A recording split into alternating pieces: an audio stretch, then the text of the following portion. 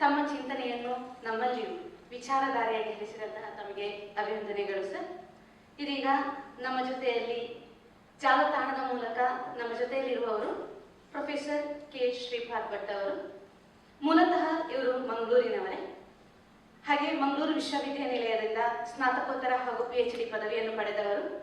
ಇವರು ಕಟೀಲು ಮೇಳದ ದೇವಿ ಭಟ್ಟರೆಂದು ಪ್ರಖ್ಯಾತರಾದ ಕಡಂದೆಲು ಪುರುಷೋತ್ತಮ ಭಟ್ಟರ ಸುಪುತ್ರರು. ಪ್ರಸ್ತುತ ಗೋವಾ ವಿಶ್ವವಿದ್ಯಾನಿಲಯದ ಇಂಗ್ಲಿಷ್ ವಿಭಾಗದ ಮುಖ್ಯಸ್ಥರು. ಅಮೆರಿಕ ಹಾಗೂ ಕೆನಡಾ ವಿಶ್ವವಿದ್ಯಾನಿಲಯದ ಸಂದರ್ಶಕ ಪ್ರಾಧ್ಯಾಪಕರು. ಅಮೆರಿಕದಲ್ಲಿ ಗಜ್ಜೆ ಹಾಗೂ ಕ್ಯಾಸೆಟ್ ಅನ್ನು ಬಳಸಿ ಇಂಗ್ಲಿಷಿನಲ್ಲಿ ಯಕ್ಷಗಾನದ ಪ್ರಾತ್ಯಕ್ಷಿಕೆಯನ್ನು ನೀಡುವ ಮೂಲಕ ಜನರ ಮನಸ್ಸನ್ನು ಗೆದ್ದವರು. ಅದೇ ರೀತಿ ಯಕ್ಷಗಾನದ ಕಂಪನ್ನು ಕಡಲಿನ ಆಚೆಗೂ ಪಸರಿಸಿದವರು.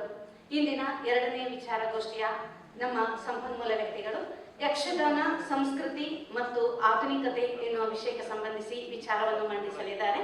ಸರ್, ತಮಗೆ ಈ ವೇದಿಕೆಯನ್ನು ಅನುವು ಮಾಡಿಕೊಡ್ತಾ ಇದ್ದೇವೆ. ಕೋವಿಡ್ ಎನ್ನುವ ಕಾರಣವನ್ನು ಕಾರಣದಿಂದಾಗಿ ಮಂಗಳೂರಿಗೆ ಬರಬೇಕಾಗಿಲ್ಲ. ನಾನು ಇವತ್ತು ನಿಮ್ಮೊಂದಿಗೆ ಅಲ್ಲಿ ಇರಬೇಕಾಗಿತ್ತು, ಅದು ಸಾಧ್ಯ ಆಗಲಿಲ್ಲ. ಅದಕ್ಕೆ ದಯವಿಟ್ಟು ನನ್ನನ್ನು ಕ್ಷಮಿಸಿ. ಇವತ್ತು ನಾನು ನಿಮ್ಮೊಂದಿಗೆ ಹಂಚಿಕೊಳ್ಳುವ ವಿಷಯದ ಶೀರ್ಷಿಕೆ ಯಕ್ಷಗಾನ ಸಂಸ್ಕೃತಿ ಮತ್ತು ಆಧುನಿಕತೆ. ಒಂದು ಸಣ್ಣ ಘಟನೆಯನ್ನು ವಿವರಿಸುವ ಮೂಲಕ ನಾನು ಈ ವಿಷಯ ಪ್ರವೇಶ ಮಾಡ್ತೇನೆ. ಇದು ನಡೆದದ್ದು ಸುಮಾರು 30-35 ವರ್ಷಗಳ ಹಿಂದೆ. ನಾನು ಆಗ ಮಂಗಳೂರಿನಲ್ಲಿ ಇಂಗ್ಲೀಷಲ್ಲಿ ಅಲ್ಲೇ ಮಾಡ್ತಾ ಇದ್ದೆ.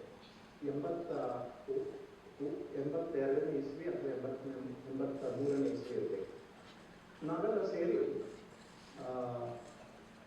ಗದಾಯುದ್ಧ ಪ್ರಸಂಗವನ್ನು ಅಲ್ಲಿ ನಾವು ಪ್ರದರ್ಶಿಸಿದ್ದೆವು. ಗ್ರೀಕ್ ನಾಟಕಗಳಿಂದ ಪ್ರಭಾವಿತವಾದಂತಹ ನಾವೆಲ್ಲ ದುರ್ಯೋಧನನನ್ನು ಒಬ್ಬ ದುರಂತ ನಾಯಕನಾಗಿ ನಾವು ಅಲ್ಲಿ ನಿರೂಪಿಸಿದ್ದೆವು. ಅದರಲ್ಲಿ ದುರ್ಯೋಧನ ಪಾತ್ರ ನನ್ನದೇ. ನಾನು ಈ ವಿಷಯವನ್ನು ಅಪ್ಪನೊಂದಿಗೆ ಯಾವಾಗಲೂ ಹೇಳ್ತಿರಲಿಲ್ಲ. ಅವರು ಅದನ್ನು ಇದಕ್ಕೆಲ್ಲ ಗೊತ್ತಿರ್ತಾರೆ, ಅವರಿಗೆ ಇದೆಲ್ಲ ಸರಿಯಾಗುವಂಥ ವಿಚಾರ ಅಲ್ಲ ಅಂತೇಳಿ. ಆದರೆ ಕೋಣಾಜಿ ಅಸೈಗುಳಿಯಲ್ಲಿರುವ ನನ್ನ ತಂದೆಯವರ ವೇದಿಗಾರರು ಅವರಿಗೆ ಈ ವಿಷಯ ಮುಟ್ಟಿಸಿದ್ರು. ಅವರು ಬಂದಿದ್ರಂತೆ. ಅವ್ರು ಬಂದದ್ದು ಗೊತ್ತಿಲ್ಲ, ನನಗೆ ಹೋದದ್ದು ಗೊತ್ತಿಲ್ಲ. ಅವರು ಹೋದ ಮೇಲೆ ಯಾರು ಹೇಳಿದ್ರು, ನಿಮ್ಮ ತಂದೆಯವರು ಬಂದಿದ್ದೇವೆ. ಆಮೇಲೆ ನನಗೆ ಗೊತ್ತಾಯಿತು, ಮನೆಗೆ ಹೋದ್ಮೇಲೆ ಗ್ರಹಚಾರಕ್ಕಾಗಲಿದೆ. ಹಾಗೇ ಆಯಿತು.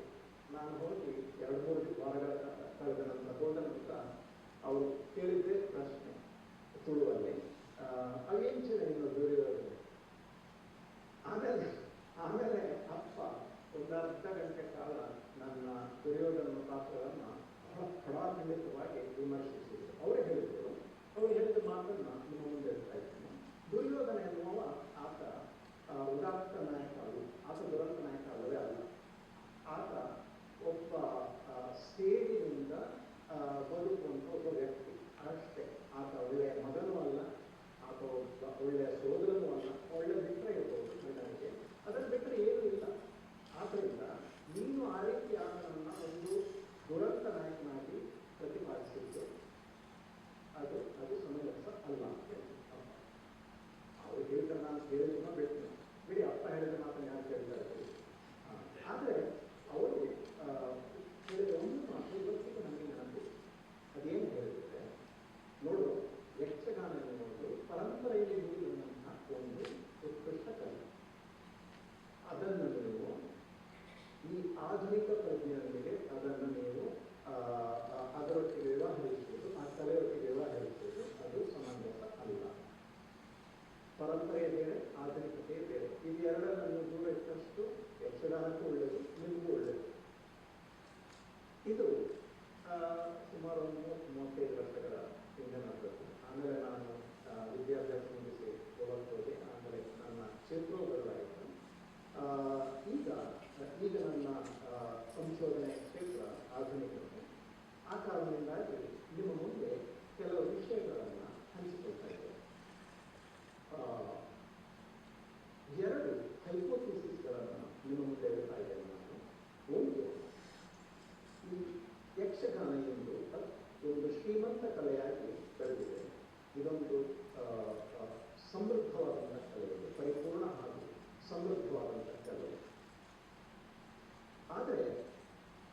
ಸುಮಾರು 800-600 ವರ್ಷಗಳ ಇತಿಹಾಸ ಇರುವ ಈ ಯಕ್ಷಗಾನ ಇದು 100 ವರ್ಷಗಳ ಕಾಲ ಇದು ಸ್ಟ್ಯಾಟಿಕ್ ಆಗಿದೆ.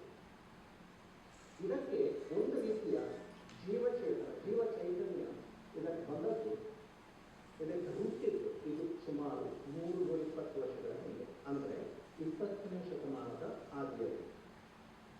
ಅಲ್ಲಿವರೆಗೆ ಅದಕ್ಕೆ ಎಷ್ಟು ವರ್ಷಗಳ ಇತಿಹಾಸ ಇದೆ ಅದರ ಬಗ್ಗೆ ವಿದ್ವಾಂಸರಲ್ಲಿ ಬಹಳ ಚರ್ಚೆ ನಡೆದಿದೆ. ಕೆಲವರು ಹೇಳ್ತಾರೆ 800 ವರ್ಷ ಇದೆ, ಕೆಲವರು ಹೇಳ್ತಾರೆ 600 ವರ್ಷ, ಏನೇ ಅಷ್ಟು ವರ್ಷಗಳ ಕಾಲ 20ನೇ ಶತಮಾನದ ಆದಿಯವರೆಗೆ ಇದು ಒಂದು ರೀತಿಯಲ್ಲಿ ಸ್ಟ್ಯಾಟಿಕ್ ಆಗಿದೆ. ಆದರೆ ಇದರ ಹನುಮತ್ ವಿಕಾಸ ನಡೆದದ್ದು 20ನೇ ಶತಮಾನದ ಮೊದಲ ಭಾಗದಲ್ಲಿ, 20ನೇ ಶತಮಾನದ ಮೊದಲ ಅರ್ಧದಲ್ಲಿ. ಅಂದರೆ ಇದು ವಾಮನ ಹೋಗಿ ತ್ರಿವಿಕ್ರಮನಾದಂತಹ ಒಂದು ರೋಚಕ ಕಥೆ. ಇದು 20ನೇ ಶತಮಾನದ ಮೊದಲ ಅರ್ಧದಲ್ಲಿ ನಡೆದದ್ದು. ಈ ಪ್ರಕ್ರಿಯೆಯ ಮೂಲ ಆಧುನಿಕ ಪ್ರವೇಶ. ಇದು ನನ್ನ ಮೊದಲ ಹೈಪೋಥಿಸಿಸ್. ಎರಡನೇದು ಯಕ್ಷಗಾನದ ಹನುಮತ್ ವಿಕಾಸ 20ನೇ ಶತಮಾನದ ಪ್ರಥಮಾರ್ಧದಲ್ಲಿ ನಡೆದ ಭಾರತದ ಸಮಗ್ರ ರಾಜಕೀಯ, ಸಾಂಸ್ಕೃತಿಕ ಹಾಗೂ ಸಾಹಿತ್ಯಿಕ ಲೋಕದಲ್ಲಾದ ಬದಲಾವಣೆಯ ಭಾಗ ಅಷ್ಟೇ. ಅಂದರೆ ಇದು ಒಂದು ಸ್ವತಂತ್ರ ಕಥಾನಕ ಅಲ್ಲ, ಇದು ಒಂದು ದೊಡ್ಡ ಕಥಾನಕದ ಒಂದು ಭಾಗ ಅಷ್ಟೇ. ಅಂದರೆ ಆಧುನಿಕ ಪ್ರಜ್ಞೆಯಿಂದ ಪ್ರೇರಿತ ಬದಲಾವಣೆಯ ಗಾಳಿ ಭಾರತದ ಎಲ್ಲೆಡೆ ಬೀಸುತ್ತಿತ್ತು. ಅದು ಯಕ್ಷಗಾನವನ್ನು ಬದಲಾಯಿಸಿತು. ಇದು ನಡೆದದ್ದು 20ನೇ ಶತಮಾನದ ಮೊದಲ ಕಾಲದಲ್ಲಿ. ಈಗ ನಾನು ಆಧುನಿಕತೆಯನ್ನು ಒಂದು ಶಬ್ದವನ್ನು ಒಂದು ಪರಿಕಲ್ಪನೆಯಾಗಿ ಇಲ್ಲಿ ಉಪಯೋಗಿಸ್ತಾ ಇದ್ದೇನೆ. ಅದರ ಮೊದಲು ಇದರ ಚರಿತ್ರೆಯನ್ನು ಹೇಳ್ತೇನೆ. ಈ ಆಧುನಿಕತೆ ಎನ್ನುವುದಿದೆ ನೋಡಿ, ಇದು ಬ್ರಿಟಿಷ್ ವಸಾಹತುಶಾಹಿ ಅದರ ಗೋಣಿಚೀಲದಲ್ಲಿ ಭಾರತಕ್ಕೆ ಬಂತು. ಇದು ಬಂದದ್ದು 19ನೇ ಶತಮಾನದಲ್ಲಿ.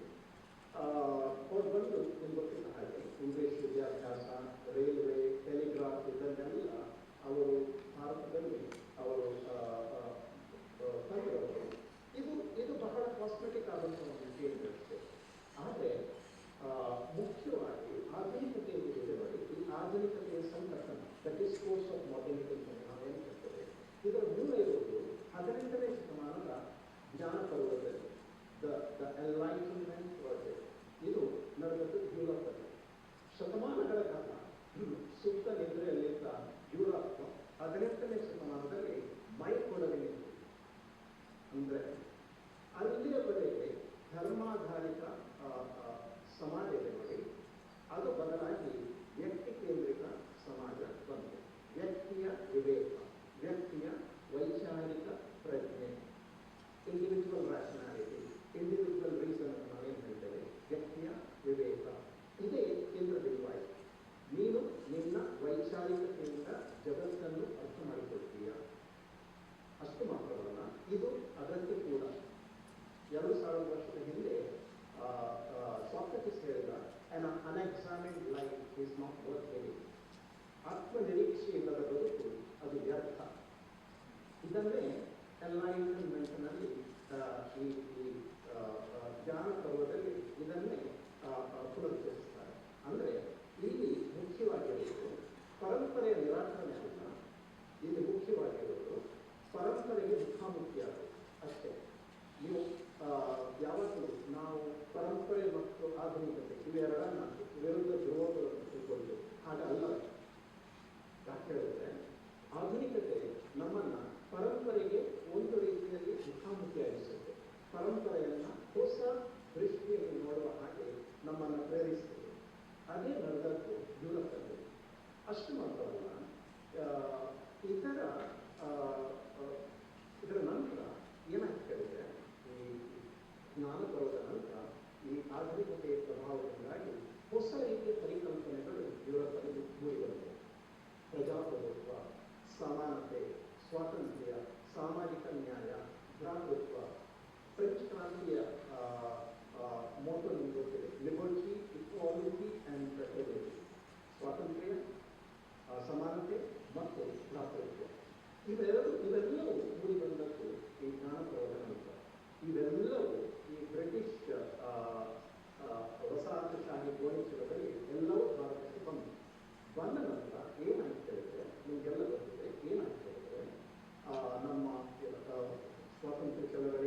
ರಾಷ್ಟ್ರೀಯ ಚಳವಳಿ ಇದೆಲ್ಲ 19ನೇ ಶತಮಾನದ ಕೊನೆ ಭಾಗದಲ್ಲಿರುತ್ತದೆ. ಇದಕ್ಕೆ 20ನೇ ಶತಮಾನದ ಆರಂಭದಲ್ಲಿ ಇದು ಬಹಳ ಪೂರ್ಣ ಸ್ವರೂಪದಲ್ಲಿ ನಮ್ಮ ದೇಶದಲ್ಲಿ ಸರ್ವವ್ಯಾಪಿಯಾಗಿ ಪ್ರಕಟಾಯಿತು. ತಿಲಕರಿರ್ಬೋದು, ಆರಂಭ ಕಾಲದಲ್ಲಿ ತಿಲಕರಿರ್ಬೋದು, ಆ ನಂತರ ಗಾಂಧಿಯವರಿರ್ಬೋದು, ನೆಹರು, ಅಂಬೇಡ್ಕರ್, ಒಂದು ದೊಡ್ಡ ಪರಂಪರೆ ಇದೆ 20ನೇ ಶತಮಾನದ ಈ ಆರಂಭದ ಭಾಗದಲ್ಲಿ ನೋಡಿ ಒಂದು ದೊಡ್ಡ ಪರಂಪರೆ ಇದೆ. ಇವರೆಲ್ಲರೂ ಒಂದು ಭಾರತದ ಅಸ್ಮಿತೆಯ ಒಂದು ಒಂದು ಬಹಳ ಬಹಳ ಬಹಳ ತೀವ್ರವಾಗಿ ಅದನ್ನು ಪ್ರತಿಪಾದಿಸಿದರು. ಇದೇ ಕಾಲದಲ್ಲಿ ಹುಟ್ಟಿ ಬಂದದ್ದು ಸಂಸ್ಕೃತಿಯ ಪರಿಕಲ್ಪನೆ. ಒಂದು 2-3 ತಿಂಗಳ ಹಿಂದೆ ಇದೇ ಕಲವಶಿ ಸಮಾರಂಭದಲ್ಲಿ ಇದೇ ಝೂಮಲ್ಲಿ ನಾನೊಂದು ಸಂಸ್ಕೃತಿ ಬಗ್ಗೆ ಮಾತಾಡಿದ್ದೇನೆ. ಆವಾಗ ನಾನು ಹೇಳಿದ್ದಷ್ಟೇ, ಅದನ್ನು ಇವತ್ತು ನಿಮ್ಮೊಂದಿಗೆ ಚುಟುಕಾಗಿ ಹೇಳ್ತಾ ಇದ್ದೇನೆ. ಈ ಸಂಸ್ಕೃತಿ ಎನ್ನುವ ಶಬ್ದ ಇದೆ ನೋಡಿ, ಇದು ಇವತ್ತು ನಾವು ಕಲ್ಚರ್ ಎನ್ನುವ ಶಬ್ದಕ್ಕೆ ಸಮಾಧಿಯಾಗಿ ಬಳಸ್ತಾ ಇದ್ದೇವೆ. ಈ ಕಲ್ಚರ್ ಎನ್ನುವ ಶಬ್ದ ಕೂಡ ಇದು ಬಂದದ್ದು ಯುರೋಪಲ್ಲಿ 18ನೇ ಶತಮಾನದ ನಂತರ, ಅಂದರೆ ಜ್ಞಾನ ಪರ್ವದ ನಂತರ. ಇಲ್ಲಿ ಬಂದಂತಹ ಬ್ರಿಟಿಷರು ಏನು ಮಾಡಿದರು, ಅವರು ಹೇಳಲಿಕ್ಕೆ ಶುರು ಮಾಡಿದರು, ನಿಮ್ಮಲ್ಲಿ ಏನೂ ಇಲ್ಲ, ನಿಮ್ಮಲ್ಲಿ ಸಂಸ್ಕೃತಿ ಇಲ್ಲ, ನಿಮ್ಮಲ್ಲಿ ನಾಗರಿಕತೆ ಇಲ್ಲ. ಮೆಕಾಲೆ ಹೇಳಿದ್ದು ನೀವೆಲ್ಲ ಇಷ್ಟು ವರ್ಷಗಳ ಕಾಲ ನಿಮ್ಮಲ್ಲಿ ಏನೆಲ್ಲ ನೀವು ಸಾಧಿಸಿದ್ದೀರಾ, ನೀವು ಬರೆದ ಪುಸ್ತಕಗಳು, ಉತ್ಕೃಷ್ಟ ಪುಸ್ತಕಗಳು, ಅದನ್ನೆಂದು ಕಬಾಟಲ್ಲಿ ಇಟ್ಟು ಅದು ಗಟ್ಟಿಯಾಗಿರಲಿಲ್ಲ. ಈ ರೀತಿ ನಮ್ಮನ್ನು ಹೀಯಾಳಿಸಿದಂಥ ಸಂದರ್ಭದಲ್ಲಿ ನಾವು ಸೃಷ್ಟಿಸಿದ ಇನ್ನೊಂದು ಪದ ಸಂಸ್ಕೃತಿ. ನಾನು ಹೇಳಿದಾಗೆ ಈ ಸಂಸ್ಕೃತಿ ಪದ ಸಂಸ್ಕೃತ ಭಾಷೆಯಲ್ಲಿ ತುಂಬ ವರ್ಷಗಳಿದೆ. ಆದರೆ ನಾವು ಈಗ ಉಪಯೋಗಿಸಿದ ಹಾಗೆ ಕಲ್ಚರ್ ಏನು ಮಾಡ್ತದೆ, ಕಲ್ಚರ್ ಹೇಳಿದರೆ ನಮ್ಮ ಒಂದು ದೇಶದ ಉತ್ಕೃಷ್ಟ ಸಾಧನೆಯ ಮೊತ್ತ, ಈ ಅರ್ಥದಲ್ಲಿ ಇದು ಮೊತ್ತ ಮೊದಲ ಬಾರಿಗೆ ಇದರ ಉಪಯೋಗ 1910-11 ಸಮಯ. ಆ ಕಾಲಕ್ಕೆ ಈ ಭಾರತೀಯ ಸಂಸ್ಕೃತಿ ಎಂಬ ಕಲ್ಪನೆ ಹುಟ್ಟಿ ಬಂದಿದೆ. ಒಂದು ರೀತಿಯಲ್ಲಿ ನಾನು ಹೇಳುವ ಹಾಗೆ ಇದೊಂದು ನಮ್ಮ ಇಡೀ ಸಾಂಸ್ಕೃತಿಕ ವಾತಾವರಣದಲ್ಲಿ ಇದು ಹರಡಿತ್ತು. ಒಂದು ರೀತಿಯ ತುಡಿತ, ಒಂದು ರೀತಿಯ ಚೈತನ್ಯ ಇದನ್ನೇ ನೀವು ಸಾಹಿತ್ಯದಲ್ಲಿ ನೋಡಬಹುದು. ಬೆಂಗಾಲಿ ಸಾಹಿತ್ಯದಲ್ಲಿ ರವೀಂದ್ರನಾಥ್ ಟ್ಯಾಗೋರ್ ಅವರ ಗೋಳ, ಅದು ಆಧುನಿಕತೆ ಬಗ್ಗೆ ಮಾತಾಡ್ತದೆ, ಅದುವೇ ಅದರ ಮೂಲ ವಸ್ತು. ಆಮೇಲೆ ಇದು ಬೆಂಗಾಲಿ ಸಾಹಿತ್ಯ ಮಾತ್ರವಲ್ಲ, ನೀವು ಹಿಂದಿ ಸಾಹಿತ್ಯದಲ್ಲಿ ನೀವು ನಮ್ಮ ಪ್ರೇಮಚಂದ್ರರಿದ್ದಾರೆ, ಅವರಂಥ ಶ್ರೇಷ್ಠ ಕಾದಂಬರಿಕಾರರು ಮತ್ತು ಕಥೆಗಾರರು, ಇವರು ಸಾಮಾಜಿಕ ನ್ಯಾಯದ ಬಗ್ಗೆ, ಜಾತಿ ಪದ್ಧತಿಯ ಬಗ್ಗೆ ಎಲ್ಲ ಬರೆಯಲು ಶುರು ಮಾಡಿದರು. ಆಮೇಲೆ ನಮ್ಮ ಕನ್ನಡ ಸಾಹಿತ್ಯದಲ್ಲಿ ಈ ಕಾಲಘಟ್ಟ ಇದೆ ನೋಡಿ, ಇದು ನವೋದಯ ಕಾಲಘಟ್ಟ. ಈ 1901ರಿಂದ 1950-60 ಇದನ್ನು 70ರವರೆಗೂ ನೀವು ವಿವರಿಸಬಹುದು. ಇದು ಕನ್ನಡ ಸಾಹಿತ್ಯದ ಅತ್ಯಂತ ಶ್ರೇಷ್ಠ ಒಂದು ಕಾಲಘಟ್ಟ ಇದೆ. ಈ ಕಾಲದಲ್ಲಿ ಬಂದಂತಹ ಪ್ರತಿಭೆಗಳು ಚೋಮನದುಡಿ ಮತ್ತು ಮರಳಿನಲ್ಲಿ ಬರುವಂತಹ ಕಾರಂತರು, ಆಮೇಲೆ ರಾಮಾಯಣ ದರ್ಶನ, ಮಲೆಗಳಲ್ಲಿ ಬರುವವರು ಮತ್ತು ಕಾನೂರ ಹೆಗ್ಗಡಕ್ಕೆ ಬರುವಂತಹ ನಮ್ಮ ಕುವೆಂಪು, ಆಮೇಲೆ ಬೇಂದ್ರೆ ಅವರು, ಮಾಸ್ತಿ ವೆಂಕಟೇಶ ಅಯ್ಯಂಗಾರರು, ಆಮೇಲೆ ಡಿವಿಜಿಯವರು, ಎಲ್ಲ ಅದ್ಭುತವಾದಂತಹ ಒಂದು ಪ್ರತಿಭೆಗಳ ಸಂಗಮ. ಒಂದು ರೀತಿಯ ಸಂಭ್ರಮ, ಒಂದು ರೀತಿಯ ಸಾಂಸ್ಕೃತಿಕ ವಾತಾವರಣದಲ್ಲಿ, ಸಾಂಸ್ಕೃತಿಕ ಹಾಗೂ ಸಾಹಿತ್ಯಿಕ ವಾತಾವರಣದಲ್ಲಿ ಹೊಸ ಚೈತನ್ಯ. ಇದು ಕನ್ನಡ ಸಾಹಿತ್ಯ. ಇನ್ನು ನೀವು ಹಿಂದೂಸ್ತಾನಿ ಸಂಗೀತವನ್ನು ನೋಡಿ, 12ನೇ ಶತಮಾನದಿಂದ ಕರ್ನಾಟಕ ಸಂಗೀತದಿಂದ ಬೇರೆ ಅಂತ ಹಿಂದೂಸ್ತಾನಿ ಸಂಗೀತ ಪರ್ಷಿಯನ್ ಸಂಗೀತದ ಪ್ರಭಾವಕ್ಕೆ ಬಂತು. 12ನೇ ಶತಮಾನದಿಂದ 20ನೇ ಶತಮಾನದ ಆರಂಭದವರೆಗೂ ಅದು ಒಂದೇ ರೀತಿಯಲ್ಲಿ, ಅಂದರೆ ಅದು ರಾಜರ ಆಸ್ಥಾನದಲ್ಲಿ, ರಾಜರ ಅಥವಾ ನವಾಬರ ಆಸ್ಥಾನದಲ್ಲಿ ಬಂದಿಯಾಗಿತ್ತು. ಆದರೆ ಅದು ಹಿಂದಿಗೆ ಬಂದಷ್ಟು ಸಾಮಾನ್ಯ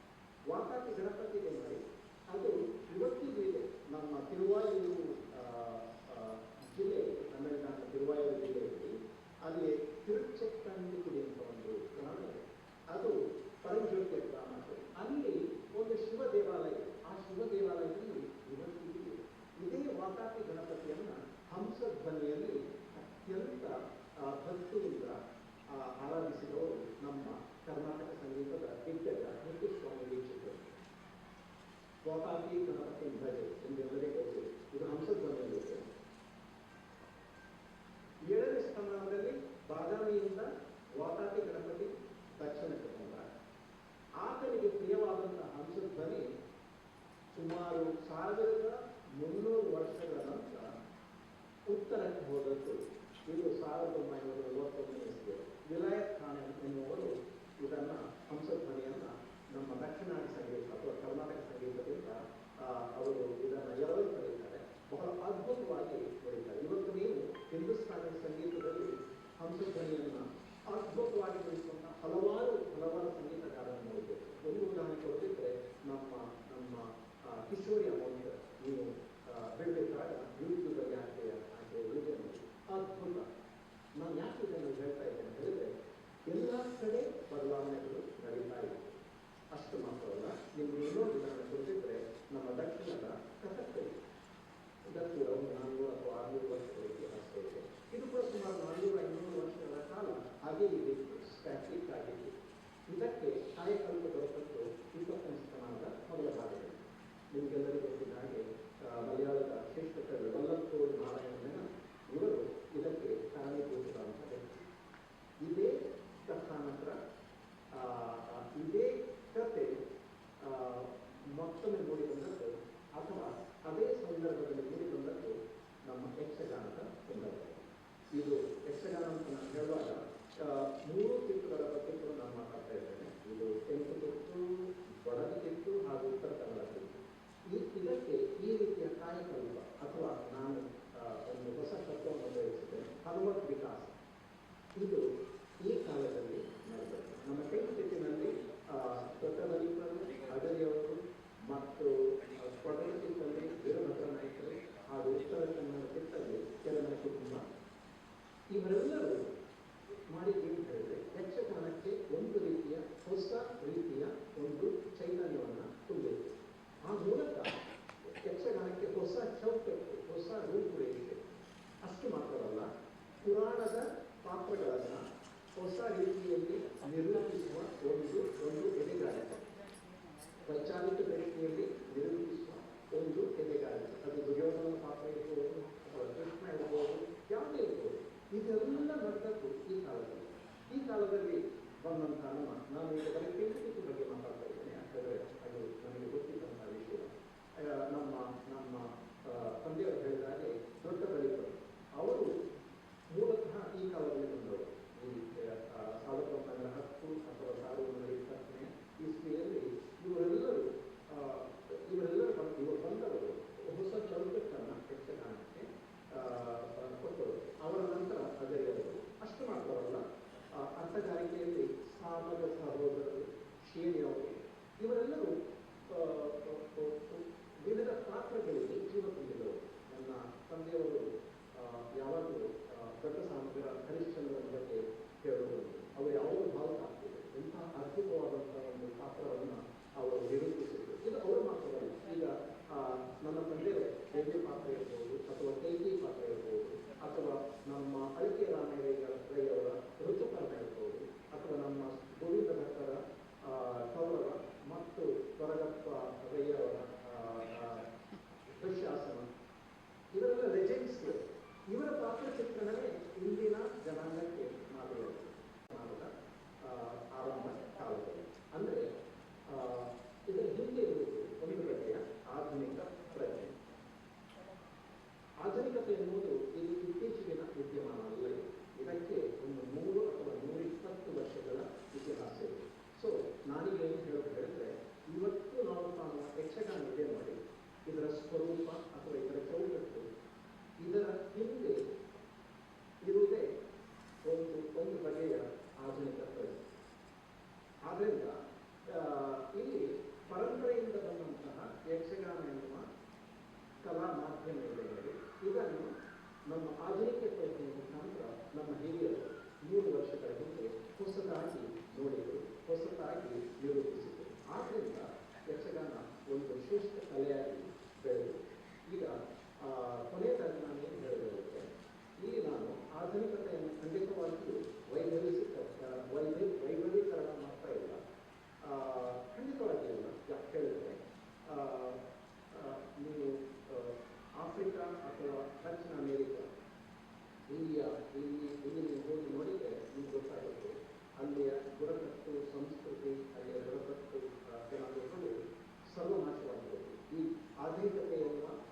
ಸ್ವಾಮಿ ಆಲಿಂಗನದಲ್ಲಿ ಪುಡಿ ಪುಡಿಯಾಗಿ ಹೋಗಿ ಅದನ್ನು ನಾವು ನೋಡ್ತೇವೆ.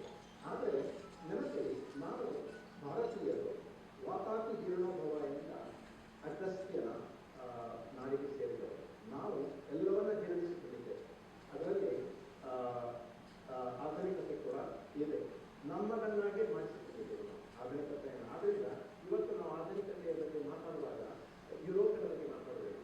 ಭಾರತೀಯ ಆಧುನಿಕತೆ ಅಂತ ನಾವು ಇವತ್ತು ಮಾತಾಡ್ತಾ ಇದ್ದೇವೆ. ಇಂಡಿಯನ್ ಮಾಡರ್ನಿಟಿ ಅಂತ ನಾವು ಹೇಳ್ತೇವೆ. ಆ ಕಾಲದಲ್ಲಿ ಮಾಡ್ತೇವೆ. ಆಧುನಿಕತೆ ಎನ್ನುವುದು ನಮ್ಮ ಪರಂಪರೆಯನ್ನು ಶ್ರೀಮಂತಗೊಳಿಸಿದೆ. ಇದನ್ನೇ ನಾನು ನಿಮ್ಮಲ್ಲಿ ಹೇಳ್ತಾ ಇದ್ದೇನೆ. ಇನ್ನು ಒಂದು ಸಣ್ಣ ಉದಾಹರಣೆ ಕೊಡ್ತೇನೆ. ತಾಳಬದ್ಧೆ. ಈ ತಾಳಬದ್ಧೆ ಕೂಡ ಇಂಥ ಒಂದು ಅನನ್ಯ ಕಲೆ ಜಗತ್ತಲ್ಲೇ ಇಲ್ಲ. ನಾನು ದೇಶ ವಿದೇಶಗಳಿಗೆ ಸೆಮಿನಾರಿಗೆ ಹೋಗುವಾಗ ಅಲ್ಲಿ ಬಂದಂತಹ ವಿದ್ವಾಂಸರನ್ನ ಹಲವು ಬಾರಿ ನಕ್ಷತ್ರಿಕನ ಹಾಗೆ ಕಾಡಿದ್ದೇನೆ. ಅವರಿಗೆ ತಾಳಬದ್ಧೆ ಬಗ್ಗೆ ವಿವರಿಸಿ, ನಿಮ್ಮಲ್ಲಿ ಇದೆಯಾ ಇಂಥ ಒಂದು, ನೀವೆಲ್ಲಿಯಾದ್ರೂ ಕೇಳಿದ್ದೇವ? ಎಲ್ಲರೂ ಹೇಳುತ್ತಿರುತ್ತೆ, ಇಂಥ ಒಂದು ಕಲೆಯನ್ನು ನಾವು ಕೇಳಿಲ್ಲ. ಅಂದರೆ ಈ ತಾಳಮದ್ದಲೆ ಇದೆ ನೋಡಿ, ಇದೊಂದು ಯಾಕೆ ಅನ್ವಯ ಕಲೆ ಹೇಳಿದ್ರೆ, ಇದು ಪಾತ್ರಗಳ ನಡುವಿನ ಸಂಭಾಷಣೆ, ವಾಗ್ವಾದದ ನಡುವೆ ಕಥಾನಕವನ್ನು ನಿರೂಪಿಸುವ ಇದೊಂದು ವಿಶಿಷ್ಟವಾದಂತಹ ಯಕ್ಷಗಾನದಂತಹ ಕಲೆಯನ್ನು ನೀವು ಯುರೋಪಲ್ಲಿ ನೋಡಬಹುದು, ದಕ್ಷಿಣ ಅಮೆರಿಕದಲ್ಲಿ ನೋಡಬಹುದು, ಅಥವಾ ಭಾರತದ ಉಳಿದ ಕಡೆಯೂ ನೀವು ನೋಡಬಹುದು. ಆದರೆ ತಾಳಮದ್ದಲೆ ಅಂತ ಒಂದು ಕಲೆ ನೋಡಿ, ಇದನ್ನು ನೀವು ಎಲ್ಲಿಯೂ ನೋಡಬೇಕು. ಜಗತ್ತಲ್ಲಿ ಭಾರತದೊಳಗೆ ನೀವು ಬೇರೆ ನೋಡಲಿಕ್ಕೆ ಸಾಧ್ಯ ಇಲ್ಲ. ಜಗತ್ತಿನ ಎಲ್ಲ ಕಡೆ ನನಗೆ ತಿಳಿದ ಹಾಗೆ ರುಜು ಇಲ್ಲ. ಇದಕ್ಕೂ ಕಾಯಕಲ್ಪ ದೊರಕದ್ದು ಈ 20ನೇ ಶತಮಾನದ ಆರಂಭದಲ್ಲಿ.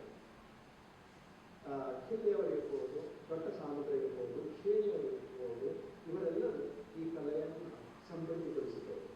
And we should be proud of that. ನನ್ನ ಮಾತನ್ನು ಇಲ್ಲಿ ಮುಗಿಸ್ತಾ ಇದ್ದೇನೆ. ಅದಕ್ಕೆ ಮೊದಲು ಒಂದು ಸಣ್ಣದಾಗಿ ನಾನು ಏನು ಹೇಳಿದ್ದೇವೆ, ಇವತ್ತು ನನಗೆ ಗೊತ್ತಿದ್ದ ಹಾಗೆ ಇವತ್ತು ಮ್ಯಾಕ್ಬೆತ್ ಎನ್ನುವ ಯಕ್ಷಗಾನ ಪ್ರದರ್ಶನ ಇದೆ.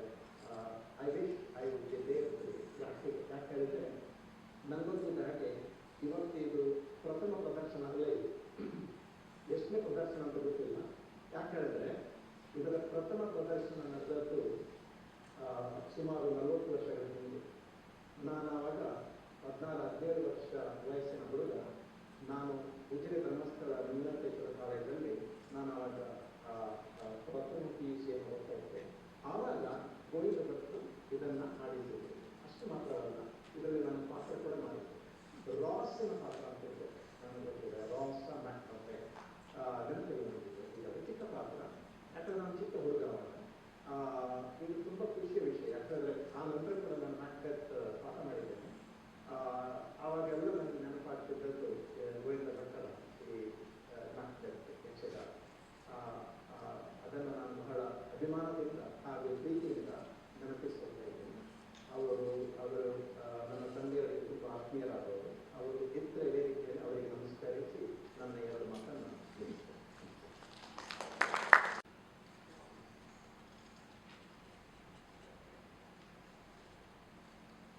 ಒಂದು ಮರುಚಿಂತನೆಗೆ ಒಡ್ಡಿಕೊಂಡ ಈ ಸನ್ನಿವೇಶದಲ್ಲಿ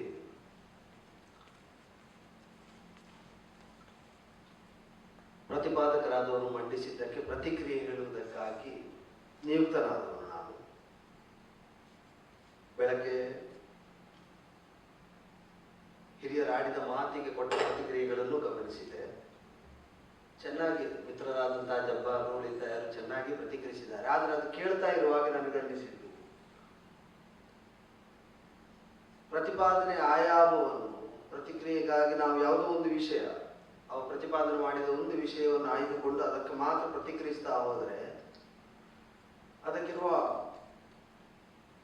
ಅನೇಕ ಆಯಾಮಗಳಲ್ಲಿ ಕೆಲವು ಮಸುಕಾಗ್ತದೆ. ಹಾಗೆ ಪ್ರತಿಕ್ರಿಯೆ ಕೊಡುವುದೇ ಯಾವುದಾದ್ರೆ ಪ್ರತಿಯೊಂದು ವಿಷಯಗಳನ್ನು ಇಟ್ಟುಕೊಂಡು ಅದಕ್ಕೆ ಏನು ಹೇಗೆ ಅಂತ ಹೇಳ್ತಾ ಹೋಗ್ಬೇಕು. ಹಾಗೆ ಹೇಳುವುದಕ್ಕೆ ನಾವು ಹೋಗ್ತಾ ಇಲ್ಲ. ಅದನ್ನು ಹೇಳುವುದಕ್ಕಾಗಿ ಮಾತ್ರ ಇಷ್ಟು ಹೇಳಿದೆ.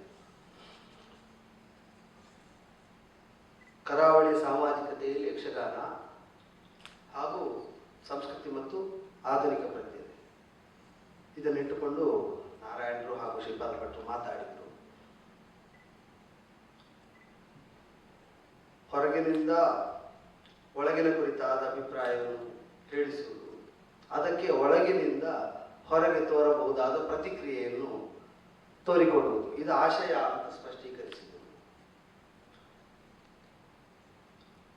ಸಮಾಜ ಮತ್ತು ಯಕ್ಷಗಾನದ ಕುರಿತಾಗಿ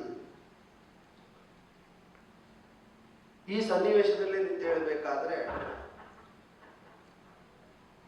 ಮಂದಿರಗಳೆಲ್ಲ ಮುಚ್ಚಿದ್ದ ಸಂದರ್ಭ, ಯಕ್ಷಗಾನ ಮೇಳಗಳೆಲ್ಲ ನಿಂತಿತ್ತು, ಚಟುವಟಿಕೆ ಎಲ್ಲ ಸ್ತಬ್ಧ ಆಗಿತ್ತು. ಉಡುಪಿ ಪರ್ಯಾಯ ಪೀಠಾಧೀಶರಾದಂತಹ ಹನುಮಾರು ಶ್ರೀಪಾದರು, ಆ ಮಠದಲ್ಲೇ ನಾನು ಇದ್ದು ಕಲಿತವ, ಈಗ ಕಲಾಭ್ಯಾಸಿ ಅಂತ ಅವರು ಅಳಿತವರು, ಬರ್ಲಿಕ್ಕೆ ಹೇಳಿ ಅಂದರು. ಜನಪ್ರವೇಶ ನಿರ್ಬಂಧಿತವಾದದ್ದು, ಕೃಷ್ಣ ಮಠದ ಒಳಗೂ ಹೊರಗೂ ಎಲ್ಲ ಏನಿಲ್ಲ, ಮಠದ ಪರಿಚಾರಕರ ಜೊತೆಯಲ್ಲಿ ಇದ್ದು ಉಂಡು ಬರುವುದಕ್ಕೆ, ಮಾತಾಡಿ ಹೋಗುವುದಕ್ಕೆ. ಕಲಾವಿದ ಎಂಬುದರಿಂದ ಅವರಿಂದ ಆದ ಆರ್ಥಿಕ ಸಹಾಯವನ್ನು ಅವರು ಮಾಡಿದ್ದಾರೆ, ಕರೆಸಿ ಅವರು ಹಾಕಿಕೊಟ್ಟಿದ್ದಾರೆ. ಕೊರೋನಾ ಏನು ಕಲಿಸಿತು ಅಂತ ಕೇಳಿದ್ರು. ಸ್ವಾಮಿಗಳು ಕರೆಸಿದ್ದೇ ಆಶ್ಚರ್ಯ, ಕರೆಸಿ ಎದುರು ನಿಲ್ಲಿಸಿ ಹೀಗೆ ಕೇಳ್ತಾರೆ ಅಂತಲೂ ನಿರೀಕ್ಷೆ ಇಲ್ಲ. ಅಕ್ಕ ಅನಿಸಿದ್ದನ್ನು ಆಡಿದೆ. ಅನಿವಾರ್ಯ ಅಂತ ಅನೇಕ ವಸ್ತು ವಿಷಯಗಳ ಕುರಿತಾಗಿ ನಮಗಿಂದ ಭ್ರಮೆಯನ್ನು ಒಂದಷ್ಟು ನಿವಾರಿಸಿಕೊಟ್ಟಿದ್ದದು. ಅದಿಲ್ಲದಿದ್ರೆ ಆಗುದೇ ಇಲ್ಲ, ಬದುಕು ಸಾಗುದೇ ಇಲ್ಲ ಅಂತಿತ್ತು. ಅದ್ಯಾವುದು ಅನಿವಾರ್ಯ ಅಲ್ಲ ಅಂತ ನಮಗೆ ತೋರಿಕೊಡ್ತಾ ಬಂದಿತ್ತು. ಹೇಳಿದ್ದೆ, ನೆಗೆ ಆಡಿದ್ರು, ಮಾತುಕತೆ ಆಯ್ತು, ಹೊರಗೆ ಬಂದೆ. ಅದನ್ನೇ ಮತ್ತೆ ಆಲೋಚನೆ ಮಾಡುವಾಗ, ಮಂದಿರ ತೆರೆಯುವುದಕ್ಕೆ ಮೊದಲೇ ಯಕ್ಷಗಾನ ಮತ್ತೆ ತೆರೆದುಕೊಂಡಿತು ಕರಾವಳಿ. ಪೂಜೆ ಪುರಸ್ಕಾರಗಳಿಗೆ ಆಸ್ಪದ ಮತ್ತೆ ಕಲ್ಪಿತವಾಗುವುದಕ್ಕೆ ಮೊದಲೇ ಯಕ್ಷಗಾನ ಪ್ರದರ್ಶನಕ್ಕೆ ವೇದಿಕೆ ಸಿದ್ಧ ಆಗುವುದಕ್ಕೆ ತೊಡಗಿತು. ಲೈವ್ ಅಲ್ಲದಿದ್ರೆ ಆನ್ಲೈನ್, ವ್ಯೂವರ್ಶಿಪ್ ಇಲ್ಲದಿದ್ರೆ ಆನ್ಲೈನ್ ಅಲ್ಲಿ ಯಾರು ಮಾಡುವುದಿಲ್ಲ, ಯೂಟ್ಯೂಬ್ ಅಲ್ಲಿ ಯಾರು ಅಪ್ಲೋಡ್ ಮಾಡುವುದಿಲ್ಲ. ಬೇರೆ ಆಯಾಮದಿಂದ ಒಂದು ವಿಸ್ತಾರವಾದ ಪ್ರೇಕ್ಷಕ ವರ್ಗ ಸೃಷ್ಟಿಯಾಯಿತು ಕೊರೋನಾ ಕಾಲದಲ್ಲಿ ಯಕ್ಷಗಾನಕ್ಕೆ. ಇದು ಸಮಾಜದೊಳಗೆ, ಯಕ್ಷಗಾನದ ಸಮಾಜದೊಳಗೆ ಯಕ್ಷಗಾನ ಹೊಕ್ಕ ಬಗೆ ಇರುವ ನೆಲೆ ಇದನ್ನು ತೋರಿಸಿಕೊಡ್ತದೆ ಅಂತ ನಾನು ಭಾವಿಸ್ತೇನೆ.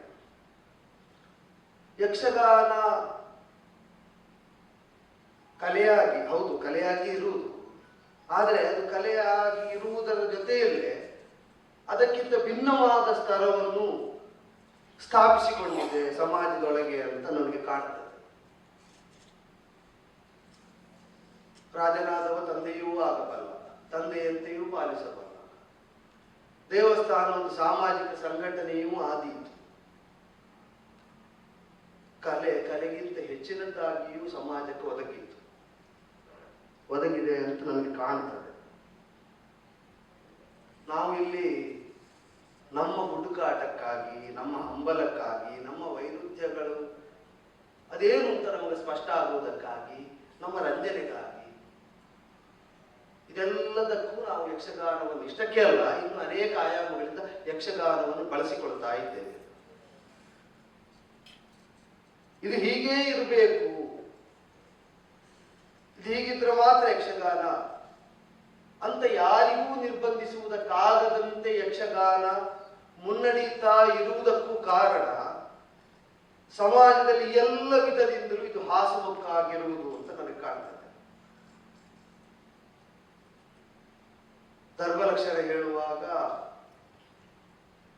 ಮೂಲಭೂತವಾದ ಲಕ್ಷಣಗಳನ್ನು ಹೇಳುತ್ತಾ ಮತ್ತೆ ಸ್ಥಿರ ಧರ್ಮ, ಚರಧರ್ಮ, ಕಾಲಿಕವಾದ ಪ್ರಸಕ್ತಿ ಇರುವ ಧರ್ಮ, ಕಾಲಿಕವಾಗಿ ಅಪ್ರಸಕ್ತವಾಗಿ ಹಿಂದೆ ಬಿದ್ದ ಧರ್ಮ, ಇದನ್ನೆಲ್ಲ ಹೇಳ್ತಾರೆ ಶಾಸ್ತ್ರಕಾರ.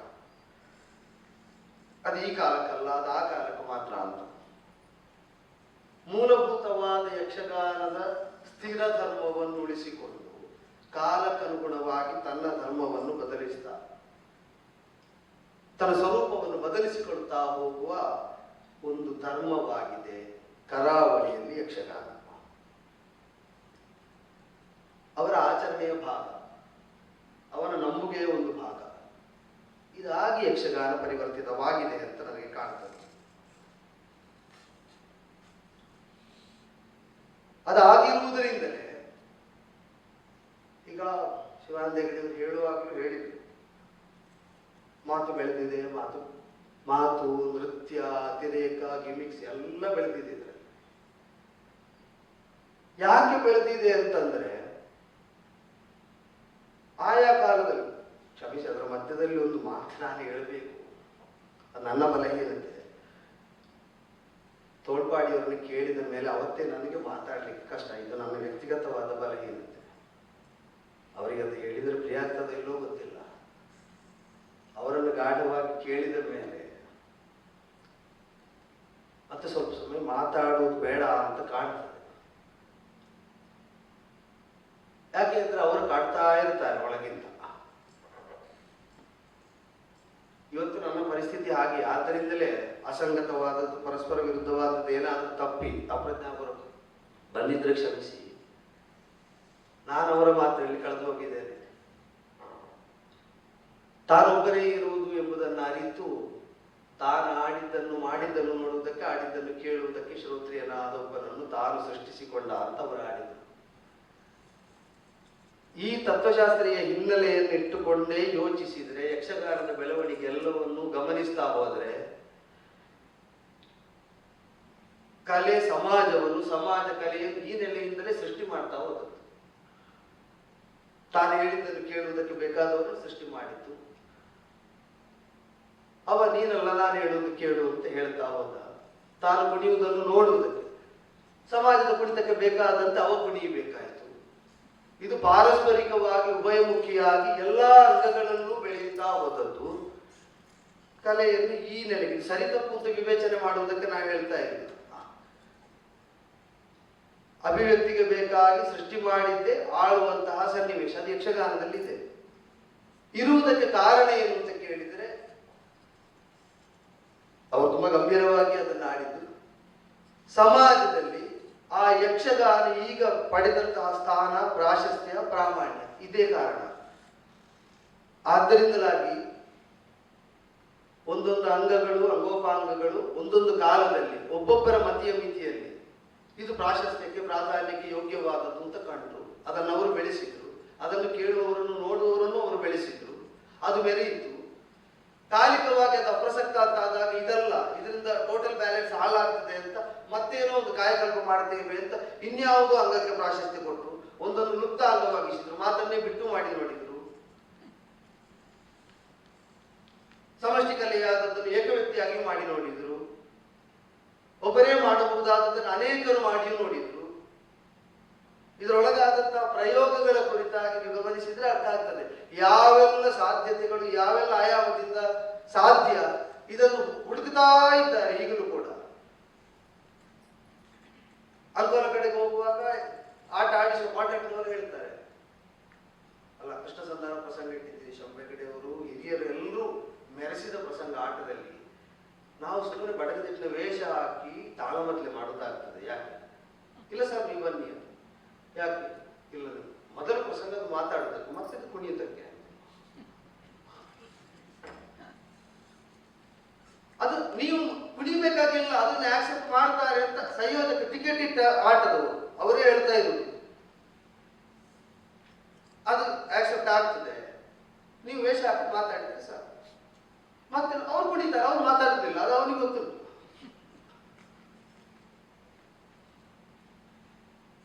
ಕುಣಿತ ಮಾತು ಒಟ್ಟೊಟ್ಟಿಗೆ ಸಾಗಬೇಕಾದಾಗ ಕುಣಿತದಲ್ಲಿ ಪರಿಣತಿ ಇರುವವನ ಮಾತು ಆ ಪರಿಣತಿಯ ಮಟ್ಟಕ್ಕಿಲ್ಲ ಅಂತ ಅರಿವಿಗೆ ಬಂದೆ ಕುಣಿತ ಮೇಲೆ ಅವನನ್ನು ಒಳಗೆ ಕಳಿಸಿದ್ರು. ತಾಳಮದ್ದಲೆಯಲ್ಲಿ ಎದುರು ಕೂತ್ಕೊಳಿಸಿದ್ರು, ಮಾತಾಡುವುದು. ಅವನ ಮಾತು ಮುಗಿದ ಕ್ಷಣದಲ್ಲಿ ಆವೇಶ ಬಂತು, ಕುಣಿತು, ಮತ್ತೆ ಒಳಗೋಯ್ತು, ಪುನಃ ಇವ ಮಾತು ಮುಂದುವರಿಸಿದ. ಅಂದರೆ ಇದರಿಂದ ಎಲ್ಲ ವಿಧದಿಂದ ತನಗೆ ಬೇಕಾದನ್ನು ಹೊಂದುವುದಕ್ಕೆ ಸಮಾಜ ಯತ್ನಿಸ್ತಾ ಉಂಟು. ಹೀಗೆ ಹಾಸುಹೊಕ್ಕಾದ ಒಂದು ಕಲೆ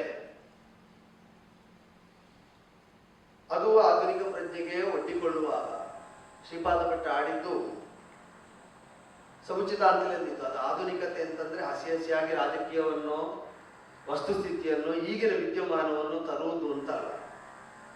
ಒಂದು ಚಿಂತನೆ ಬೆಳೆದದ್ದನ್ನು ಮತ್ತೆ ಪರಂಪರೆ ಜೊತೆಯಲ್ಲಿ ಮುಖಾಮುಖಿಯಾಗಿಸುವುದು ಎಂಬ ಅರ್ಥದಲ್ಲಿ ಅವರು ಆಧುನಿಕ ಪ್ರಜ್ಞೆ ಅಂತ ಬಳಸಿದ್ರು ಅಂತ ನಾನು ಭಾವಿಸ್ತೇನೆ. ಅದೇ ಹೌದಾದ್ರೆ ಯಕ್ಷಗಾನ ಅದಕ್ಕೆ ಸತತವಾಗಿ ಒಡ್ಡಿಕೊಳ್ತಾ ಬಂದಿದೆ. ಪುರಾಣದ ವಸ್ತುವಿಗೆ, ವಿಷಯಕ್ಕೆ, ಕಥಾನಕಕ್ಕೆ ಆಧುನಿಕ ಪ್ರಜ್ಞೆ ಗಳಿಸಿಕೊಂಡ ಸಂವೇದನೆಗಳನ್ನು ಮುಖಾಮುಖಿಯಾಗಿಸ್ತಾ ಬಂದಿದೆ. ಮುಖಾಮುಖಿ ಆಗಿಸ್ತಾ ಬಂದಿದೆ ಎಂಬುದಕ್ಕೆ ಒಂದು ದೃಷ್ಟಾಂತವಾಗಿ ಮಾತ್ರ ನಾನು ಹೇಳ್ತಾ ಇರೋದು. ನಮ್ಮ ಮೇಳದ ಪ್ರದರ್ಶನ ಎಂಬುದಕ್ಕೆ ಹೇಳ್ತಾ ಇಲ್ಲ. ಕಚದೇವಯಾನಿ ಯಯಾತಿಯ ಕಥೆ ಖಾಂಡೇಕರ್ ಕಾದಂಬರಿಯಲ್ಲಿ ಒಂದು ಹೊಸ ಸಂವೇದನೆಗೆ ಕಾರಣವಾಗಿದೆ. ಆ ಕಾದಂಬರಿಯನ್ನು ಆಧರಿಸಿ ಒಂದು ಪ್ರಸಂಗ ರಾಜ ಯಯಾತಿ ಅಂತ ಸುರತ್ಕಲ್ ಮೇಳದಲ್ಲಿ ಅಗರಿಯವರು ಇದ್ರು ಅಂತ ಕಾಣ್ತದೆ. ತೆಕಂಡೆ ಮಾಸ್ಟ್ರು, ಶೇಣಿಯವರು, ಎಂ ಕೆ ರಮೇಶಾಚಾರ್ಯ, ಉದಯರಾಜ ಇವರೆಲ್ಲ ಇದ್ದ ಕಾಲದಲ್ಲಿ ಮೆರೆಯಿತು. ಈ ವರ್ಷ ನಮ್ಮ ಮೇಳದ ತಕ್ಕ ಮಟ್ಟಿಗೆ ಯಶಸ್ಸನ್ನು ಸಂಪಾದಿಸಿದ ಪ್ರಸಂಗ ಶುಕ್ರನಂದನೆ. ಅದೇ ಪ್ರಸಂಗ. ಹಾಗೆ ಅಂತ ಅದೇ ಅಂತ ಕೇಳಿದ್ರೆ ಅದಲ್ಲ. ಹಲಸೆ ನರಸಿಂಹಶಾಸ್ತ್ರಿಗಳ ದೇವಯಾನಿ ಕಲ್ಯಾಣ ಬಹುಶಃ ಈ ಮೂರರಲ್ಲಿ ಹಳೆಯ ಪ್ರತಿಯದು. ರಾಜ ಯಯಾತಿ ಡಾಕ್ಟರ್ ಅನಂತ ಹರಮಯ್ಯವರು ಖಾಂಡೇಕರ ಯಯಾತಿಯನ್ನು ಆಧರಿಸಿ ಬರೆದಂತಹ ಪ್ರಸಂಗ. ಈಗ ದೇವಯಾನಿಯನ್ನು ಕೇಂದ್ರೀಕರಿಸಿ ಶುಕ್ರನಂದನೆ ಅಂತ ನಮಗೆ ಮಾಡಬೇಕಾಗಿದೆ. ಅದೆರಡರಲ್ಲೂ ಹೇಳಿದ ಯಾವುದೋ ಕೆಲವು ವಿಷಯಗಳನ್ನು ಹೇಳುವ ಅಂತ ನಮಗೊಂದು ತುಡಿತ ತೊಡಗಿದೆ.